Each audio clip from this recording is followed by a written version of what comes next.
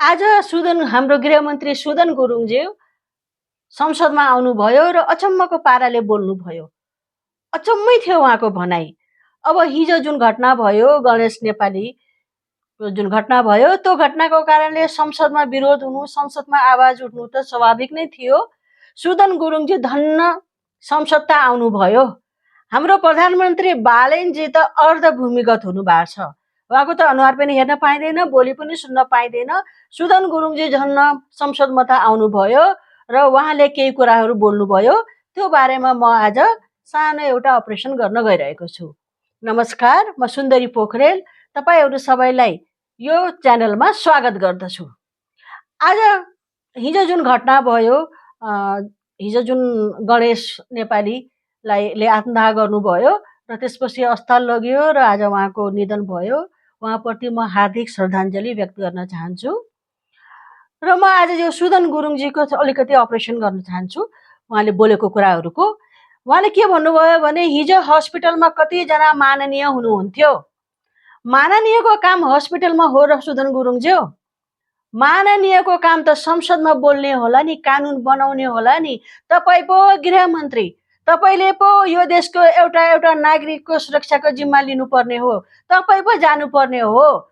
त्यही पनि तपाईँ त्यहाँ गएर के गर्ने हो र? गर्ने त डाक्टरले होला नि। त्यही पनि तपाईँ त डाक्टर होइन, ती सांसदहरू पनि डाक्टर होइनन्।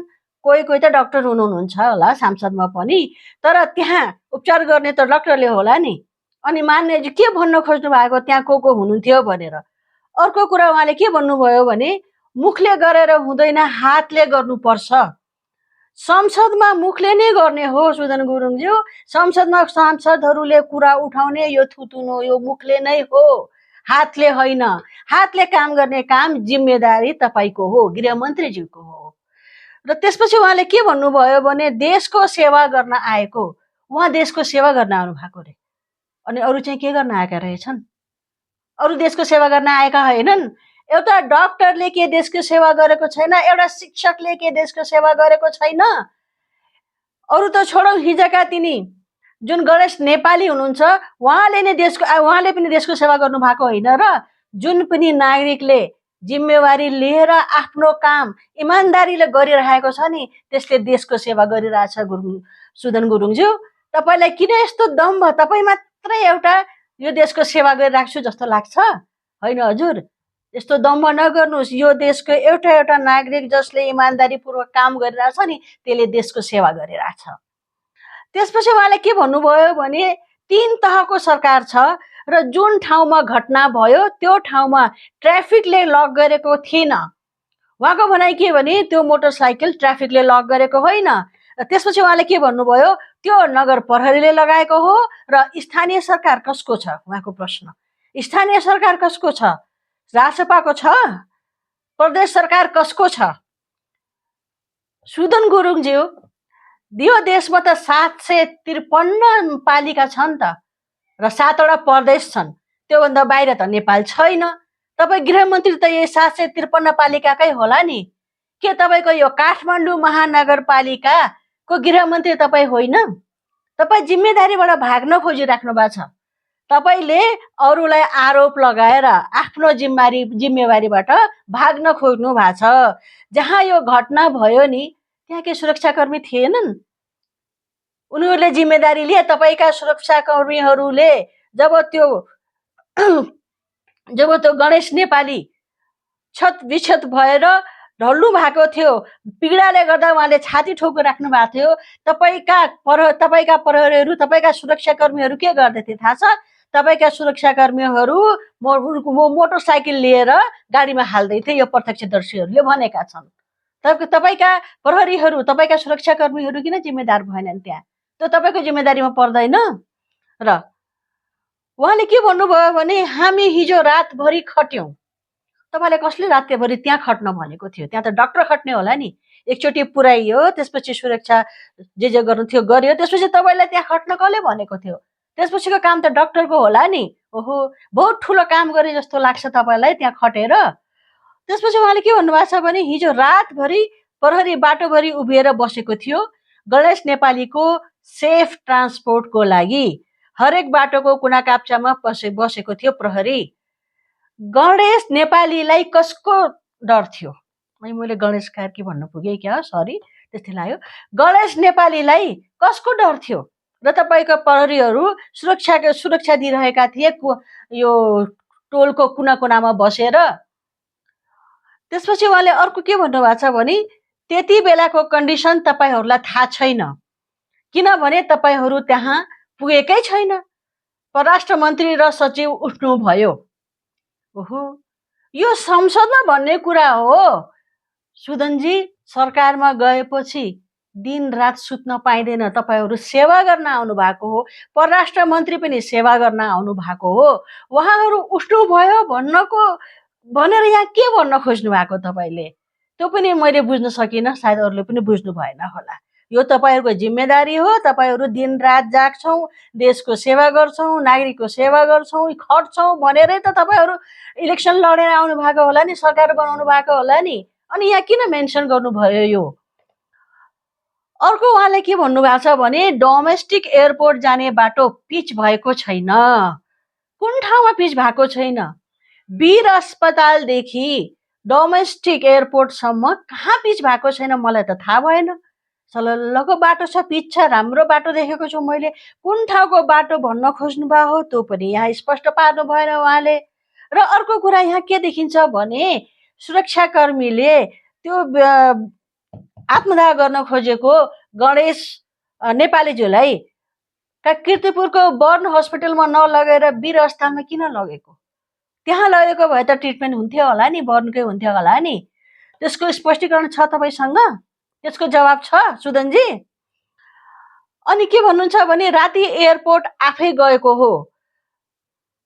राति एयरपोर्ट तपाईँ आफै जानुभयो, तर तपाईँको पछिका तिनी क्यामेरा के गरिरहेका थिए? यस्तो दुःखद घटना भएको छ, यस्तो संवेदनशील घटना भएको छ। त्यहाँ पनि तपाईँले भन्नुभयो मैले स्टन्टबाजी गरेको होइन। त्यो स्टन्टबाजी हो भने सबैले गर्नुपर्छ जनताको सेवाको लागि भन्नुभयो। तपाईँ जानुभयो, ठिक छ, तपाईँका आफ्ना जुन बडीगार्ड होला जानुभयो, त्यो पनि ठिकै छ। भने तपाईँलाई जाने कसले भनेको थियो? एउटा कुरा। अर्को कुरा, त्यो क्यामेरा जुन तपाईँको पछि लागेर आएका थिए नि मिडियाका, तिनी कसरी पुगे त्यहाँ? तपाईँ अस्ति तराईमा पनि पुग्नु भएको थियो नि, छापामार शैलीमा, त्यहाँ पनि तपाईँको पछाडि क्यामेरा पुगेका थिए। तपाईँले स्टन्टबाजी गर्नु भएन भनेर कसरी बुझ्ने हामीले? स्टन्टबाजी त तपाईँले गर्नु भएकै छ। आज संसदमा आएर जुन बोल्नुभयो नि, त्यो एकदमै भावुक भएर तपाईँले भावुकता जुन देखाउने कोसिस गर्नुभयो नि, त्यसमा संवेदनशीलता थिएन सुदन गुरुङजी। मलाई एकदमै दुःख लागिरहेको थियो जब म सुनिरहेको थिएँ। र राष्ट्रपतिका सांसदजीहरूलाई मैले भन्न चाहन्छु, तपाईँहरूको संवेदनशीलता कहाँ गयो? राष्ट्रसभामा हुनुहुन्छ र तपाईँको राष्ट्रसभाकै एकजना सांसद गृहमन्त्री बोलिराख्नु भएको छ भन्दैमा तपाईँहरूले गर्नु पर्दैन। यस्तो संवेदनशील कुरामा अलिकति संवेदनता देखाउनुहोस् न। यो भएको देख्दाखेरि मलाई साह्रै दुःख लागिरहेको थियो कि यस्तो गम्भीर कुरा भएको छ, यस्तो संवेदनशील कुरा भएको छ, यस्तो दुःखको कुरा भएको छ, तर तपाईँहरू आफ्नै आफ्नै गृहमन्त्रीको वाहवाहमा लागिराख्नु भएको थियो। त्यो देख्दा पनि साह्रै दुःख लाग्यो। र उहाँले बडो भावुक हुँदै भन्नुभयो, देश रहेन हामी रहन्छौँ। हो हजुर, देश रहेन हामी रहन्छौँ। र तपाईँको सरकारले अहिलेसम्म जुन गरिरहेको छ नि स्टार्टिङदेखि स्टन्टबाजी, त्यो देखेर हामीलाई साह्रै चिन्ता लागेको छ। मलाई पनि चिन्ता लागेको छ। देश रहेन हामी रहन्छौँ, देश रहेन म रहन्छु, देश रहेन यी सांसदहरू रहनेछन्। हजुर, उहाँले अझै भावुक हुँदै के भन्नुभयो भने एक अर्काको खुट्टा नतानौँ, देशलाई एउटा निकास दिउँ भनेर उहाँले भन्नुभयो। ओहो, अहिले आएर थाहा पाउनुभयो देशलाई निकास दिनुपर्छ, एकअर्काको खुट्टा तान्नु हुँदैन। तपाईँका सांसद, तपाईँका प्रधानमन्त्री हाम्रै भनौँ, जब मेयर हुनुहुन्थ्यो नि, उहाँले स्टेटस लेखी खुट्टा कति तान्नु भएको थियो याद छ तपाईँलाई? यी राष्ट्रसभाका सांसदहरू पनि जब विपक्षमा हुनुहुन्थ्यो कति खुट्टा तान्नु भएको थियो तपाईँहरूलाई याद छ? आज तपाईँ टेबल ठोकी जसरी गृहमन्त्रीले बोल्दाखेरि संवेदनशीलता हराएर बोल्नु भएको थियो नि आज लाजमर्दो तरिकाले, तपाईँहरूलाई याद छ? तपाईँ विपक्षमा हुँदाखेरि के गर्नु भएको थियो, प्रतिपक्षमा हुँदाखेरि? ल, अर्को कुरा, स्टार्टिङमै सुदन गुरुङले आज के भन्नुभयो भने संसदमा सांसदहरू घोक्रो सुक्ने गरी कराउनु भयो। के भन्न खोज्नु भएको? घोक्रो सुक्ने गरी कराउनु भयो। संसदमा सांसदहरूले आफ्नो आवाज नउठाएर कहाँ उठाउने त? गृहमन्त्रीज्यू कहाँ आवाज उठाउने? र तपाईँ गृहमन्त्री भएको मान्छेले घोक्रो सुक्ने गरी भनेर के भन्न खोज्नु भएको हो? तपाईँको विरोधमा कोही बोल्नै नहुने, सांसदहरूलाई चित्त बुझेन, बोले नि त, बोल्नु पर्यो नि त, बोल्ने कुरामा बोले नि त। तपाईँले चाहिँ घोक्रो सुक्ने गरी बोल्नुभयो भनेर यहाँ के बोल्न खोज्नु भएको त्यो पनि मैले बुझ्न सकिनँ। र यो सरकार सुकुम्बासीको मामलामा पनि फेल भएकै देखिएको छ। त्यहाँ पनि दुईजनाले कुनै तयारी बिना डोजर चलाइदिनु भयो, सुकुम्बासी उठाइदिनु भयो र दुईजनाले आत्महत्या गर्न पुगे। तपाईँहरूलाई त्यहाँ पनि लाज लागेन, त्यहाँ पनि तपाईँ रोकिनु भएन। र अहिले आएर यो ट्राफिकको भन्नुभयो ऐन गएको सरकारले बनाएको हो होइन। अहिले त तपाईँको सरकार छ नि, जवाबदेहिता त तपाईँहरूको होला नि त। त्यस्तो भन्ने हो भने त जमानादेखि कुन सरकारले कुन नियम बनाएको छ, कुन सरकारले कुन ऐन बनाएको छ, अनि त्यसको जिम्मेदारी त्यही सरकारले लिने हो र? त्यति बेलाकै सरकारले लिने हो र? जुन घटना आज हुन्छ, जुन पनि ऐन टेकेर, जुन पनि कानुन टेकेर जुन घटना आज हुन्छ त्यसको जिम्मेदारी त आजको सरकारको हुनुपर्ने होला नि त सुदनजी, होइन? तपाईँ त अलि पाएको हुनुहुन्न भन्ने त थाहा नै थियो, तर यति कान्छो हुन्छ भन्ने चाहिँ थाहा थिएन है। र यो हिजोको जुन घटना देखेँ मैले भिडियोहरू मिडियाहरूमा, विभिन्न मिडिया, सोसल मिडियामा मैले के देखेँ भने एकजना नागरिकले आत्मदाह गर्नुभयो, आत्मदाह गर्ने प्रयास गर्नुभयो र उहाँ भुइँमा पल्टिनु भएको छ। उहाँलाई एकदम पीडा भइरहेछ र उहाँ छाती पिटिराख्नु भएको छ। छाती पिट्नु कति पीडा भयो होला उहाँलाई। अब जसले यो बर्नको जुन पीडा हुन्छ सबभन्दा बढी हुन्छ भनिन्छ होइन। अब म के देखिरहेको थिएँ भने जनताहरू कति असंवेदनशील देखिरहेको थिएँ। मैले भिडियो खिचिराख्नु भएको थियो, कसैको अनुहारमा हाँसो पनि देखिरहेको थिएँ, अनि तमासा देखे जस्तो त्यो देखेर एकदमै पीडा फिल भयो। यो समाज, हाम्रो समाजमा संवेदनशीलता किन हराउँदै गइरहेछ?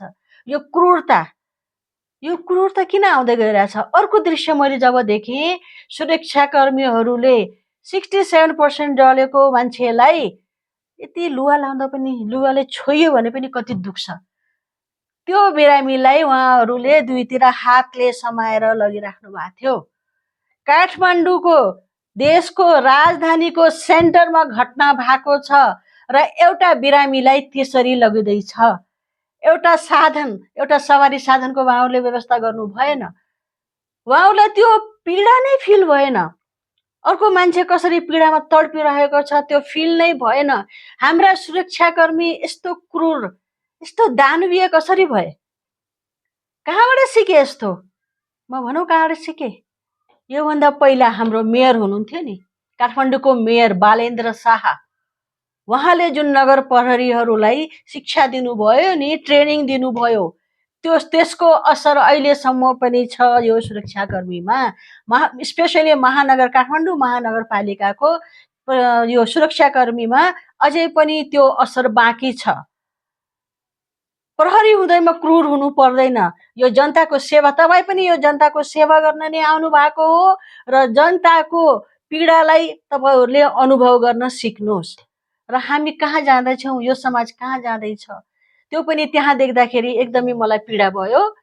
र म अन्तमा के भन्न चाहन्छु भने यो सरकार बहुत स्टार्टिङदेखि नै के देखेको छ भने यो सरकार एकदमै असंवेदनशील देखेको छ जनताप्रति। यो सरकारलाई जसरी हुन्छ कुटेर पिटेर, रुखमा बाँधेर हुन्छ कि खुट्टा भाँचेर हुन्छ कि यस्ता यस्ता अभिव्यक्ति त प्रधानमन्त्री हुने मान्छेका र मन्त्रीहरूका छन् भने त्यो प्रहरीहरूमा पनि, सुरक्षाकर्मीमा पनि नेतृत्वको असर त आइहाल्छ नि। सबभन्दा पहिला त सुधार कहाँबाट गर्नु पर्यो भने नेतृत्वबाट सुधार गर्नु पर्यो। अलिकति मानवीय संवेदना, अलिकति पीडा अनुभव गर्नु पर्यो यो सरकारले पनि। र यो पीडा अनुभव गर्नु भएन भने तपाईँले, जनताले यो अनुभव गराउँछन्। हेर्नुहोस्, मलाई एकदमै यो भिडियोहरू हेरेर, यो सुरक्षाकर्मीहरूको व्यवहार देखेर आज कसरी सुदन गुरुङजी आएर उहाँले संवेदना छैन, उहाँ एकदमै भावुक भए जस्तो देखाउनुहुन्छ। संवेदना छैन उहाँमा र मैले केही गल्ती गरे होइन जस्तो खालले उहाँले बोल्नुभयो। उहाँले म गृहमन्त्री हो, यो मेरो जिम्मेदारी थियो, म यसमा जवाबदेही हुनुपर्छ, हामीले सक्दो प्रयास गर्यौँ। अलिकति सफ्ट ल्याङ्ग्वेजले बोलेको भए पनि ल भन्ने हुनुहुन्थ्यो। तर उहाँमा दम्भ थियो कि त्यो दम्भले कोही पनि कहीँ पनि पुग्दैन हेर्नुहोस्। र तपाईँको यो दमले तपाईँलाई नै सिद्ध्याउनेछ। धन्यवाद।